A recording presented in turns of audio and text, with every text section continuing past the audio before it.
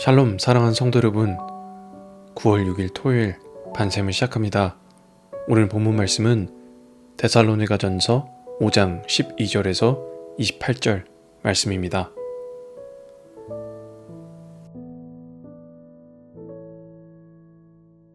형제들아, 우리가 너희에게 구하노니 너희 가운데서 수고하고 주 안에서 너희를 다스리며 권하는 자들을 너희가 알고 그들의 역사로 말미암아 사랑 안에서 가장 귀히 여기며 너희끼리 화목하라. 또 형제들아, 너희를 권면하노니 게으른 자들을 권계하며 마음이 약한 자들을 격려하고 힘이 없는 자들을 붙들어주며 모든 사람에게 오래 참으라. 삼가 누가 누구에게든지 악으로 악을 갚지 말게 하고 서로 대하든지 모든 사람을 대하든지 항상 선을 따르라. 항상 기뻐하라. 쉬지 말고 기도하라. 범사에 감사하라. 이것이 그리스도 예수 안에서 너희를 향하신 하나님의 뜻이니라. 성령을 소멸하지 말며 예언을 멸시하지 말고 범사에 헤아려 좋은 것을 취하고 악은 어떤 모양이라도 버리라.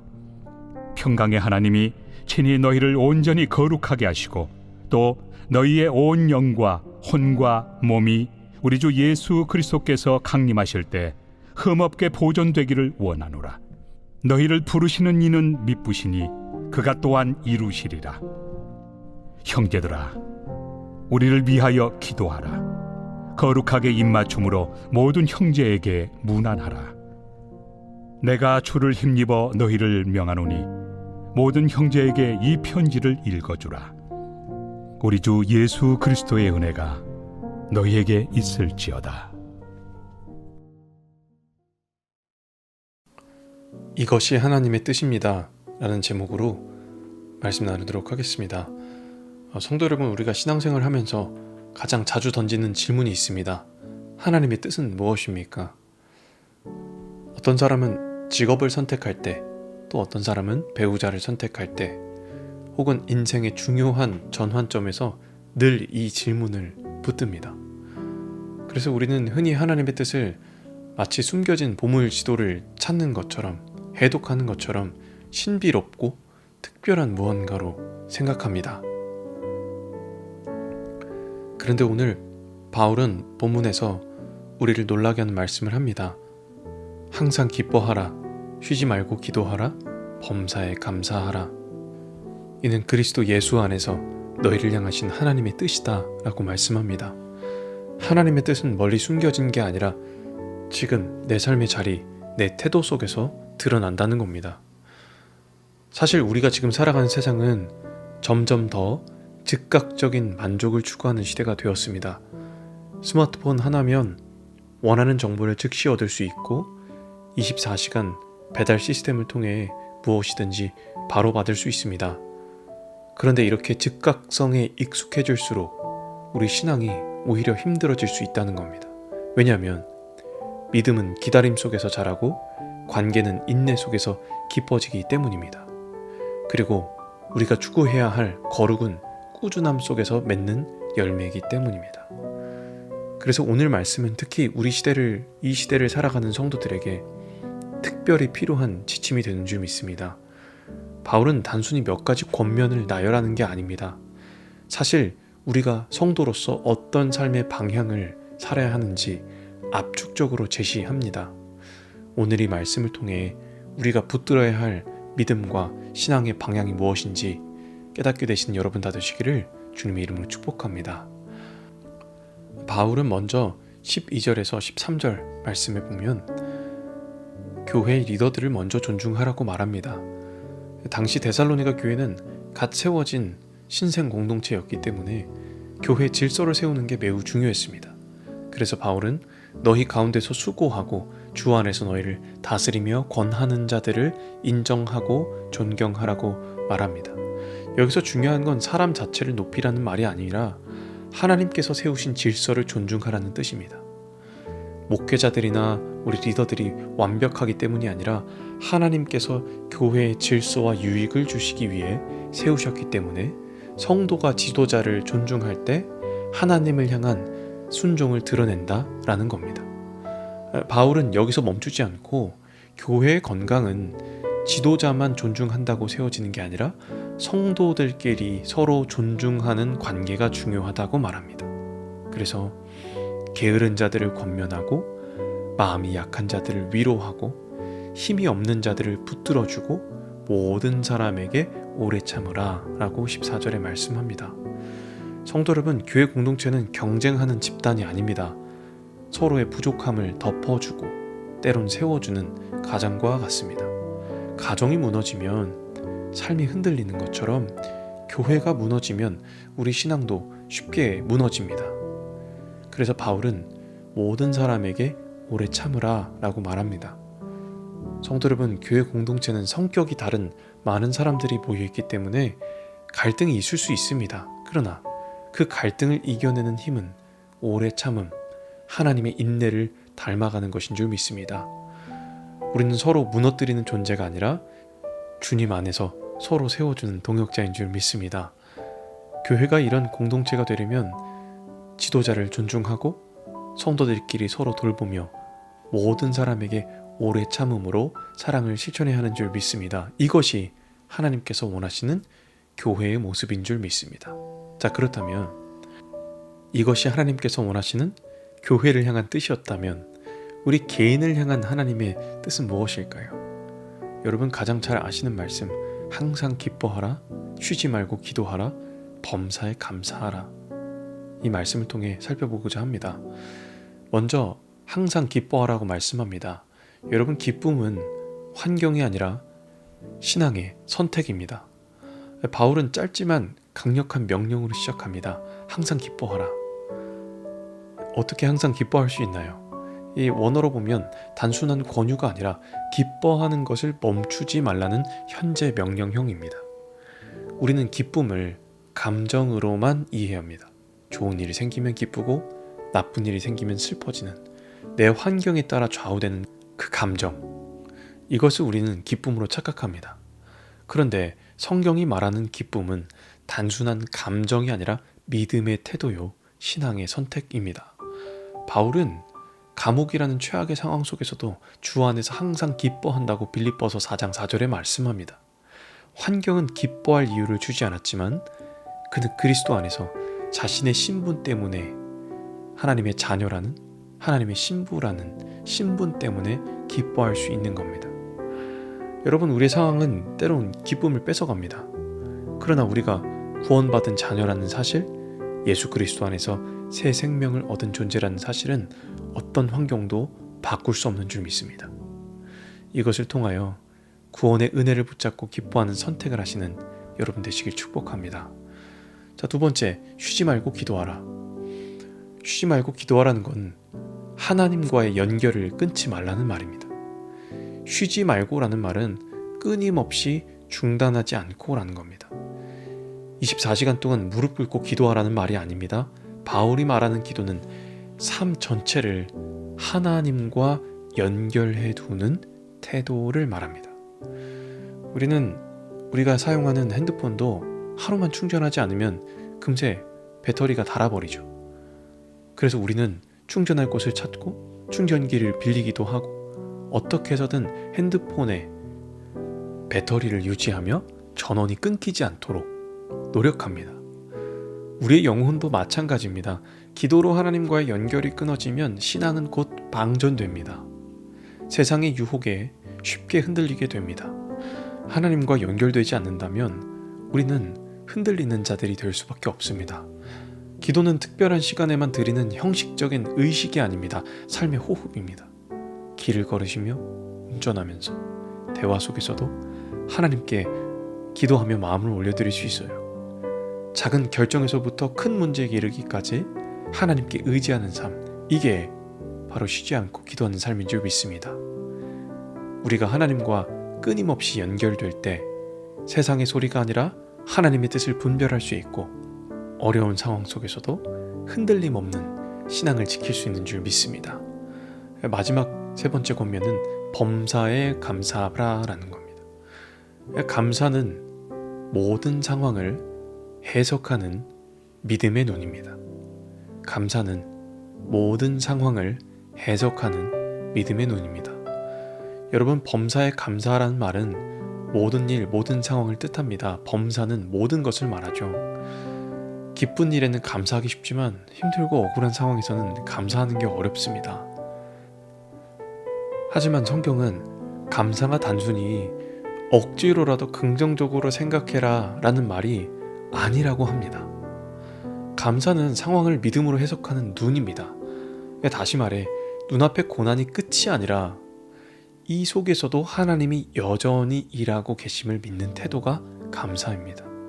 마치 지금 우리가 하고 있는 에스더 설교 시리즈에 보면 단순히 상황으로 보면 고난과 어려움과 힘든 일들이 눈앞에 있지만 그 속에서도 여전히 일하고 계시는 하나님을 본다는 겁니다. 그것이 감사입니다. 우리의 감사는 상황을 넘어선 하나님의 주권을 바라보는 눈이 되어야 될 줄 믿습니다. 여러분, 범사에 감사한다는 것은 모든 일이 다 좋다는 뜻이 아니라 모든 상황 속에서도 하나님이 선을 이루신다는 그 믿음을 붙잡는 겁니다. 그래서 감사는 우리의 환경을 바꾸지 못할지라도 우리의 마음과 시선을 바꿔 하나님 안에서 평안을 누리게 합니다. 성도 여러분, 오늘 말씀은 이것이 그리스도 안에서 우리를 향한 하나님의 뜻이라고 말씀합니다. 이것이 하나님의 뜻입니다. 하나님의 뜻은 멀리 있지 않습니다. 복잡한 철학적 사유 속에서 찾는 게 아닙니다. 바울이 말한 대로 교회 리더들을 존중하고 세워주며 서로 성도들을 이해하고 존중할 때, 그것이 교회를 향한 하나님의 뜻이며 우리 개인에게는 항상 기뻐하고 쉬지 않고 기도하고 범사에 감사하는 삶을 이어갈 때, 그것이 하나님의 뜻, 하나님이 가장 원하시는 것인 줄 믿습니다. 오늘 이 말씀 붙들고 우리를 향하신, 그리스도 예수 안에서 우리를 향하신 하나님의 뜻을 매일 매 순간 발견하시는 여러분들 다 되시기를 주님의 이름으로 축복합니다.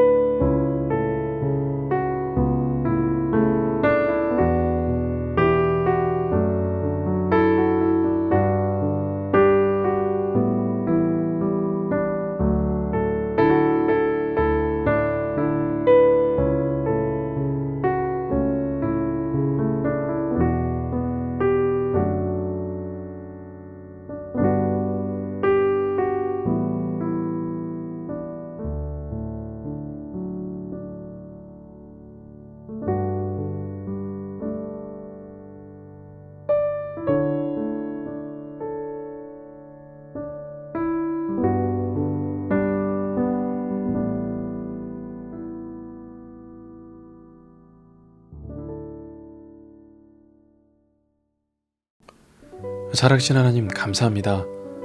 오늘도 우리에게 말씀으로 길을 보여주셔서 감사합니다. 하나님, 종종 우리는 하나님 뜻을 멀리서 찾고 특별한 사건 속에서만 발견하려 했습니다. 그러나 주님, 우리에게 오늘 말씀하신 것처럼 리더들을 존중하고 교회 성도들을 세워줄 때 그것이 하나님께서 교회를 향한 뜻이 되며 항상 기뻐하고 쉬지 말고 기도하고 범사에 감사하는 삶이 곧 하나님의 뜻임을 알려주셔서 감사합니다. 하나님, 환경 때문에 기쁨을 잃을 때가 많습니다. 바쁘다는 이유로 기도의 호흡을 놓쳤습니다. 불평이 감사보다 먼저 나올 때가 많았습니다. 그럼에도 불구하고 우리를 붙드시고 다시 하나님 뜻 가운데로 부르신 주님을 기억합니다. 이제 성령님께서 우리를 도와주셔서 우리 가정에서, 일터에서, 교회 공동체 안에서 기쁨을 선택하고 기도의 끈을 이어가고 모든 상황 속에서 하나님의 주권을 신뢰하는 감사의 삶을 사는 우리 모든 성도들 될 수 있도록 인도하여 주시옵소서. 감사합니다. 주님의 뜻을 늘 알려주시는 살아계신 예수 그리스도의 이름으로 기도합니다. 아멘.